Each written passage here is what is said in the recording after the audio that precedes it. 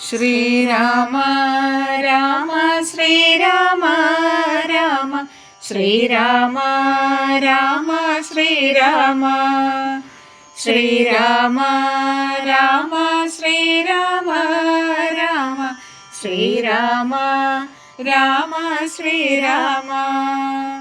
ക്രൂരയായുള്ള മായാരാക്ഷസി പിന്നെ എങ്ങനെ പകവീട്ടി? ചോരയോലിച്ചും കൊണ്ടെത്തി അവൾ രാവണന്റെ കൊട്ടാരത്തിൽ. കോപമുണ്ടായി രാവണനപ്പോൾ ലക്ഷ്മണന്റെ പ്രവൃത്തിയിൽ. സീതയെ കട്ടുകൊണ്ടുപോരുകിൽ രാമചന്ദ്രന് സഹിക്കുമോ?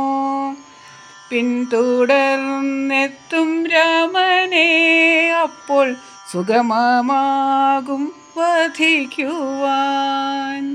ശ്രീരാമ രാമ ശ്രീരാമ രാമ ശ്രീരാമ രാമ ശ്രീരാമ ശ്രീരാമ രാമ ശ്രീരാമ രാമ ശ്രീരാമ രാമ ശ്രീരാമ.